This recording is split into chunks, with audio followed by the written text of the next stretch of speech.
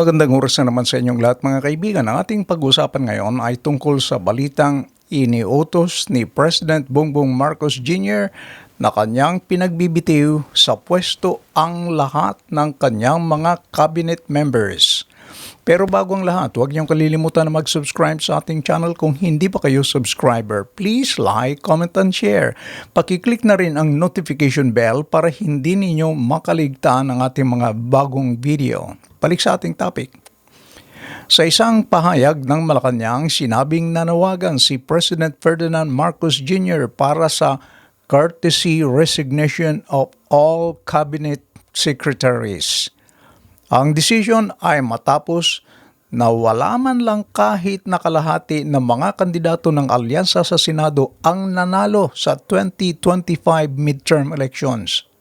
Ayon sa President, panahon na para i-realign o ilagay ang gobyerno sa inasahan ng mga tao. Ayon pa sa Malacanang, ang layunin ng kahilingan para sa courtesy resignations ay para bigyan ng Pangulo ng room na suriin ang performance ng bawat departamento at matukoy kung sino ang dapat patuloy na maglilingkod alinsunod sa mga recalibrated priorities ng kanyang administration.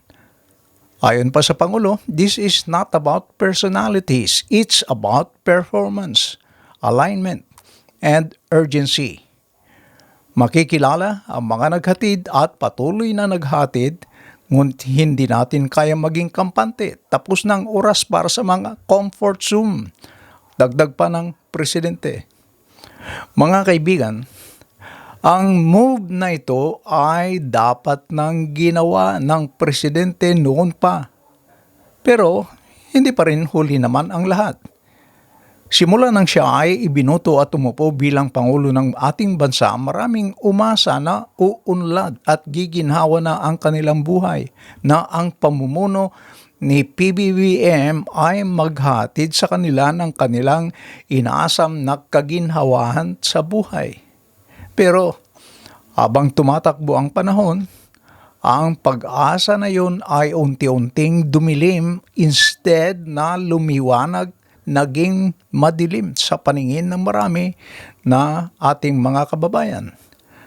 3 taon na walang pagbabago sa kanilang buhay. Kaya tama ang direksyon na ibalik ang gobyerno sa ating mga kababayan. Dapat lamang na matanggal ang mga cabinet members na ang performance ay hindi katanggap-tanggap at hindi lang dapat ang mga cabinet secretary ang pagtuunan ng performance evaluation. Lahat ng mga presidential appointees.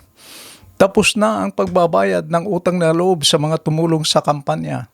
Tama lamang para sa Pangulo na kanyang itapon, kanyang ibasura ang mga humihila sa kanyang administration pababa.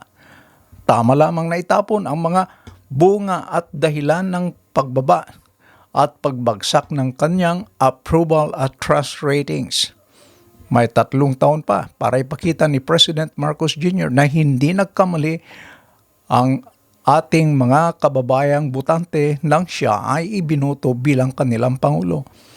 Ang kasalukuyang hindi magandang image ng Marcos administration ay maaari pa ring magbago sa paningin ng ating mga kababayan, ngunit kailangan nitong bigyan daan ang isang disiplinado, may pananagutan at transparent na pamumuno. At dapat ipakita ng presidente na siya ang namumuno sa atin, na walang katotohanan sa sinabi ng kanyang ate Amy na ang Romualdez at Araneta ang may hawak ng Malacanang, na hindi Marcos ang may hawak ng Malacanang.